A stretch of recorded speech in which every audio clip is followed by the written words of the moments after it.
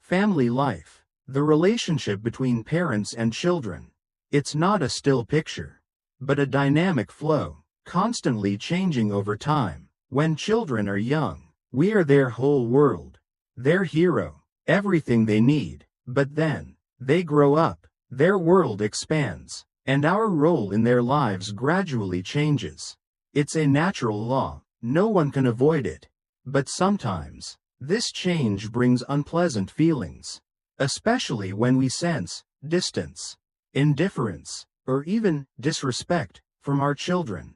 That feeling, it's like a sudden cold wind blowing through, making us shiver slightly. We ask ourselves, what has changed? Why are our children, the ones we poured our hearts into raising, treating us this way? Perhaps, have we done something wrong?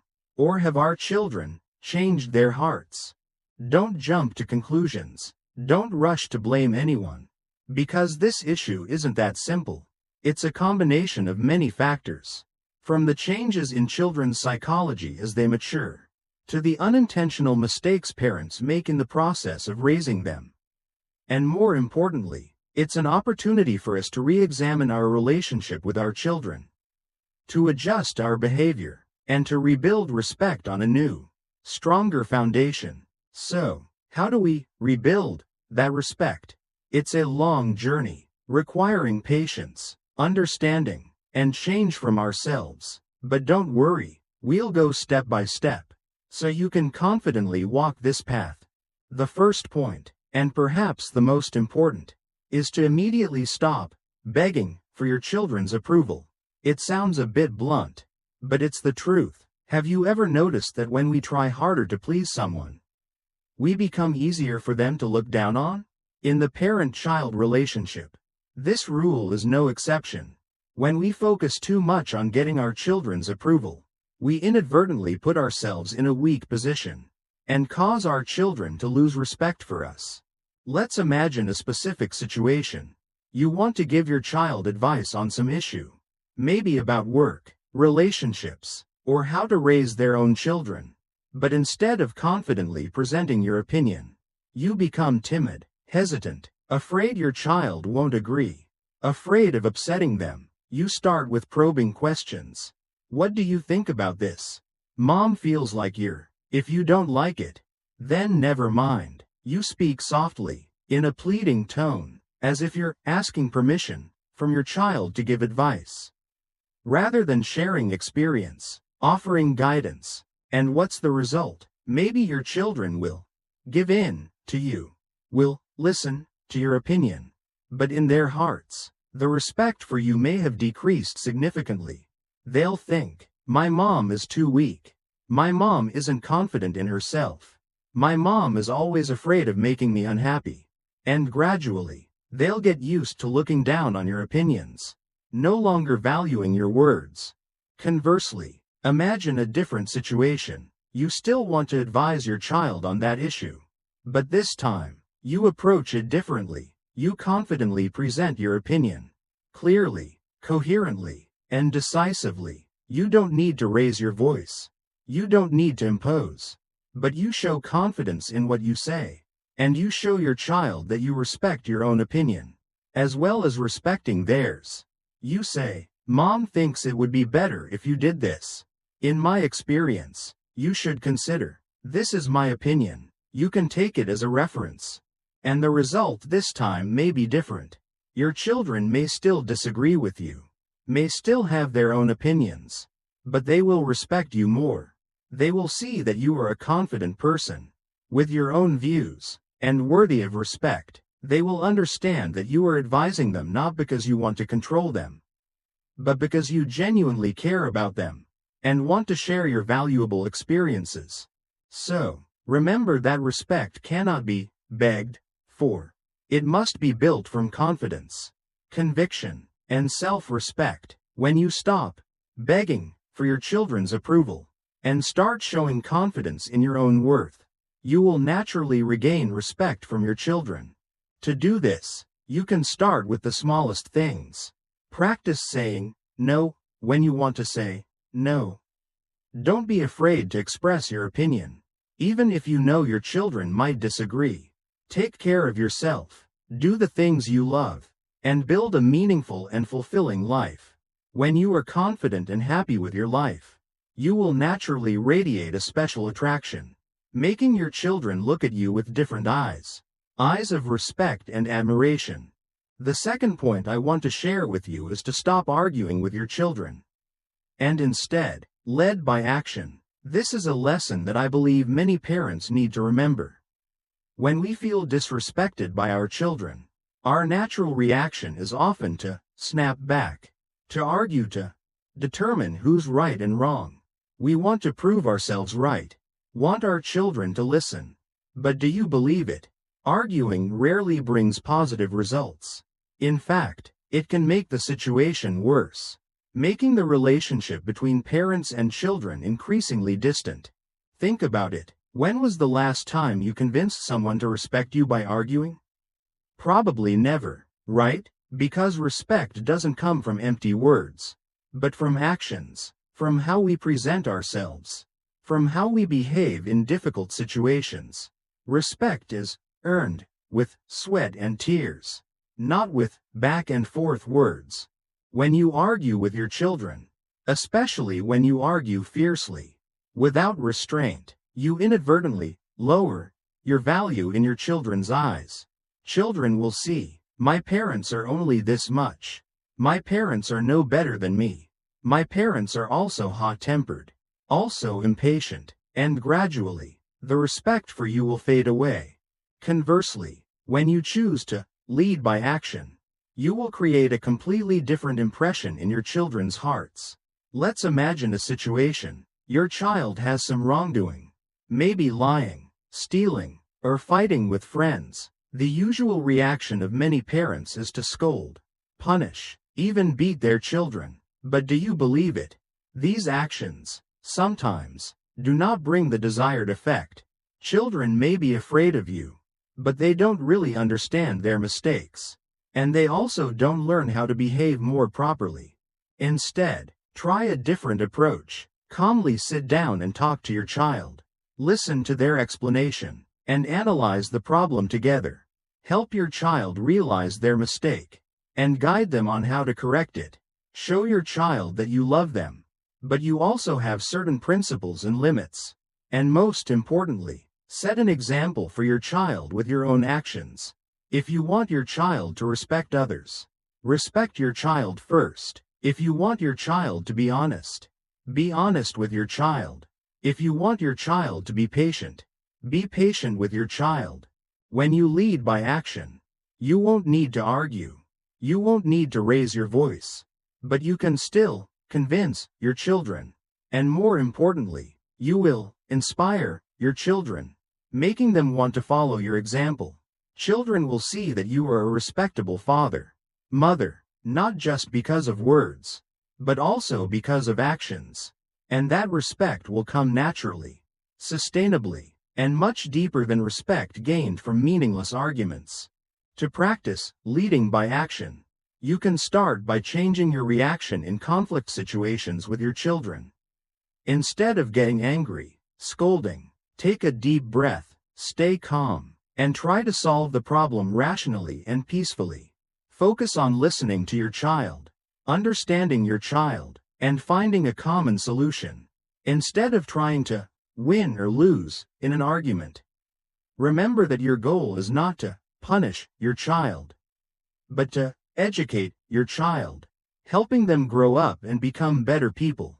And the best way to educate your child is through the example of your own actions. The third point I want to share is to gradually withdraw emotional dependence on your children.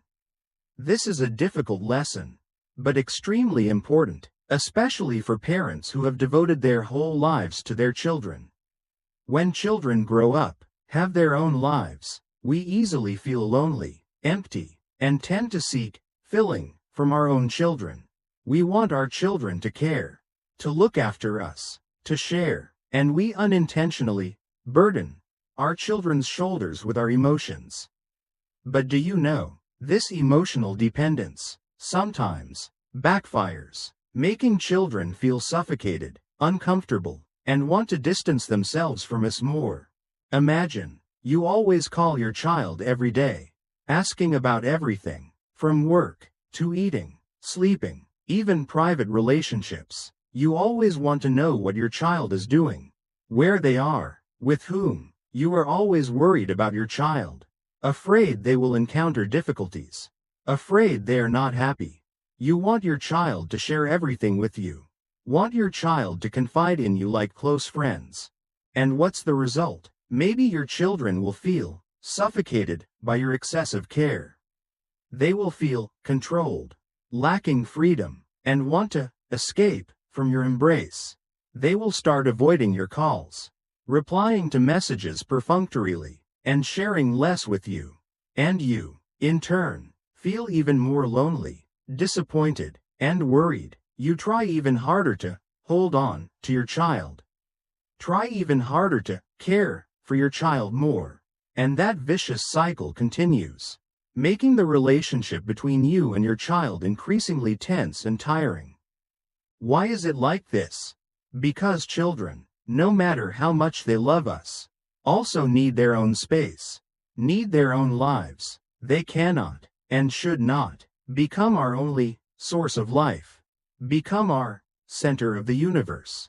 When we are too emotionally dependent on our children, we unintentionally burden them with too much responsibility, a responsibility that they cannot, and should not, bear. Conversely, try changing your approach. Liberate yourself from emotional dependence on your children.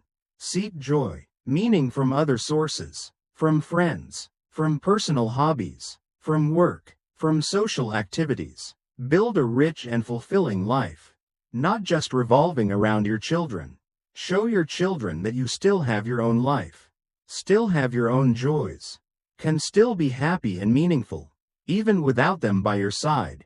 When you are emotionally independent, you will no longer desperately cling to your child. You will no longer demand your child to meet all your emotional needs. You will become more confident, relaxed, and comfortable when you are with your child, and a miracle will happen. Your children will naturally feel more comfortable being with you. They will proactively care about you more, and the relationship between you and your child will become more natural, sincere, and sustainable. 2. Gradually withdraw emotional dependence on your children. You can start by spending more time on yourself. Rediscover the hobbies, passions you once missed, or explore new ones. Participate in social activities, meet friends, and build meaningful relationships outside the family. Take care of your physical and mental health, and learn to love and accept yourself. When you are confident and happy with your life, you will naturally become a respectable and beloved father, mother in your children's eyes. The fourth point I want to emphasize is to establish clear boundaries and resolutely enforce them. This is a key factor in all relationships, and the parent-child relationship is no exception. Boundaries, like invisible fences, help protect the privacy, rights, and dignity of each person. When boundaries are violated, the relationship becomes unbalanced, and respect will gradually fade.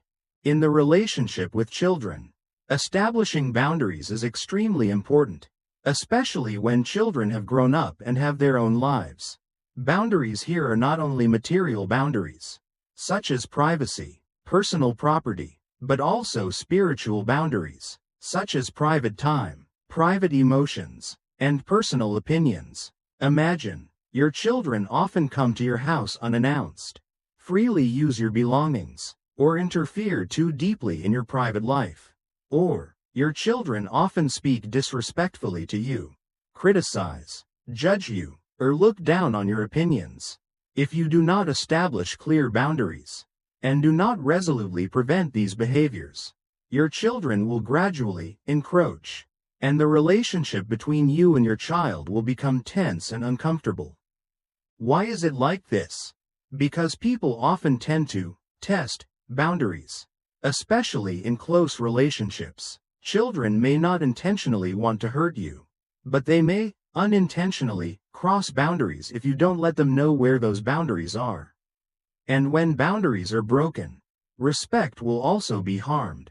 Conversely, when you establish clear boundaries and resolutely enforce them, you will show your children that you are a person of principle, with dignity, and worthy of respect. You do not allow anyone, including your children, to violate your boundaries, and you also respect your children's boundaries. You say to your child, "Mom is very happy when you come to visit. But next time remember to let me know in advance.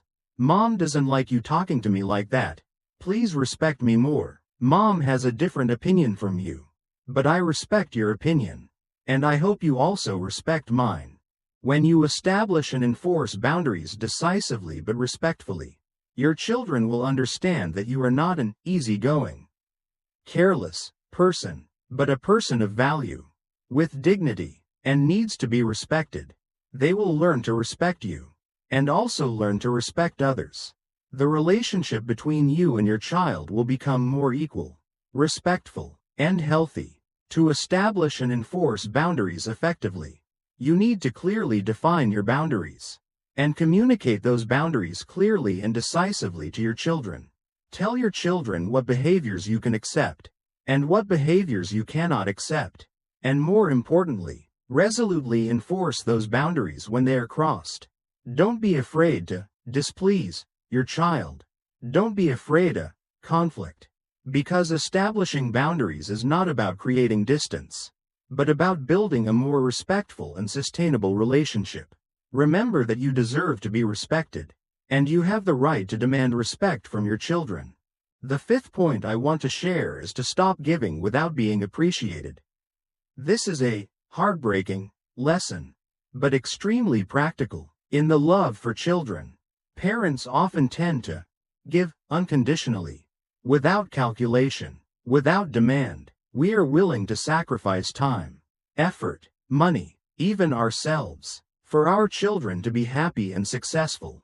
It's a noble, sacred, and respectable love. However, sometimes, this unconditional giving inadvertently creates a reverse effect, causing children to look down on what we have done, and lose respect for us. Imagine, you are always ready to help your children financially. Whenever they need it, you give your children pocket money, tuition fees, money to buy a house, buy a car, even money for them to start a business. You never refuse your child's request, and you always try to meet all their material needs. And what's the result? Maybe your children will get used to being provided for by you, and gradually, they will take it for granted as your obligation. They no longer feel grateful, appreciative of what you have given, but instead, they will demand more, and even complain, blame you if you cannot meet their requests. You will feel let down, hurt, and wonder, I have given my child so much, but why do they treat me like this? Why is it like this? Because people often tend to despise things that are obtained too easily. When you give too much, too easily, children will no longer realize the value of what you have given, and they will not learn to appreciate your sacrifice. Your generosity, instead of being considered a gift, is seen as an obligation, and even a nuisance when you fail to meet it. Conversely, try changing your way of giving. Give conditionally, selectively, and with limits. Help your children when they really need it, and when they show gratitude and appreciation for your help. Teach your children about the value of labor, about self-reliance, and about responsibility for their own lives. Show your children that your generosity is not unlimited, but a gift, and that gift is only for those who know how to appreciate it. When you give consciously, you will not only help your children grow up and become more independent, but also help you regain respect from your children. Children will realize that your help is not a given, but a sacrifice, an expression of boundless love. They will learn to appreciate what you have given, and be grateful to you for everything you have done for them. The relationship between you and your child will become more balanced, more respectful, and more meaningful. To practice, stop giving without being appreciated. You can start by reviewing how you are giving to your children. Are you giving too much, too easily, and not demanding respect in return? If the answer is yes, start adjusting your way of giving. Reduce unconditional material provision, and focus more on supporting your children spiritually. In terms of life direction, teach your children about the value of labor, about self-reliance, and about responsibility. And most importantly, show your children that you only give when you feel your giving is appreciated and valued. The final point, but no less important, is to build a meaningful and fulfilling life outside of the relationship with your children. This is a key secret to regain respect from your children, and also a way for you to live a happier and more fulfilling life in your old age. You know, life is not just about children, family, but there are also many other interesting and meaningful things to explore, to experience. When we only focus on our children and forget about ourselves, we inadvertently create an imbalance in life and make the relationship with our children suffocating and tense. Imagine, after your children grow up and move out, you feel life becomes empty and boring. You have no job, no friends, no hobbies, no goals. You just wander around the house, waiting for your children to visit, call, text. You pour all your attention, time, and energy into your children, and you want your children to fill the void in your heart. And what's the result? Maybe your children will feel suffocated by your excessive closeness. They will feel tied down, lacking freedom, and want to escape from this dependence. They will start avoiding you, contacting you less, and the relationship between you and your child will become distant and cold. You will feel lonely, disappointed, and wonder, I have sacrificed my whole life for my children, but why do they treat me like this? Why is it like this? Because people often tend to respect those who have their own lives, have goals, have passions, and have spiritual independence. When you only live for your children and have no life of your own, you inadvertently create an impression that you are a person with nothing else to do, with nothing interesting to share, and with nothing worthy of respect. Conversely, try changing your way of life. Build a meaningful and fulfilling life outside of the relationship with your children. Seek new joys, new goals, new passions. Participate in social activities, make friends, travel, learn new things, and take care of yourself both physically and mentally. Show your children that you are a dynamic, positive person, and have a colorful life. When you have a meaningful life of your own, you will no longer be too concerned about whether your children respect you or not.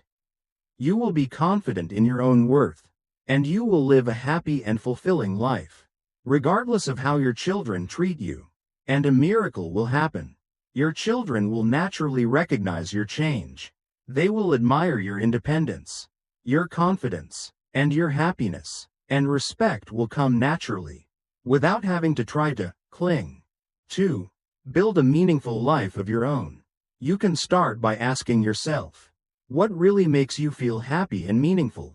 What hobbies, passions do you have that you once missed? What new things do you want to explore in life? Take time to think about these questions, and make a plan to do the things you want to do. Remember that it's never too late to start a new life, a more meaningful and fulfilling life. And when you live such a life, you will not only regain respect from your children, but also become a great inspiration for them, helping them live a more meaningful and happier life. And those are the 6 keys I wanted to share with you. 6 specific actions you can take to regain respect from your children and build a sustainable, respectful, and loving parent-child relationship. Remember, this is a long journey, requiring patience, effort, and change from yourself. But I believe that if you are truly determined and persistently implement these things, you will reap worthy rewards. Respect from children is not a gift bestowed, but a sweet fruit cultivated from your own love, sacrifice, and unremitting effort. I wish you success on this journey. And always find joy, happiness in your relationship with your children. And don't forget to share your thoughts, experiences in the comments section. I am always ready to listen and share with you. Thank you for taking the time to listen to my sharing. And see you in the next videos.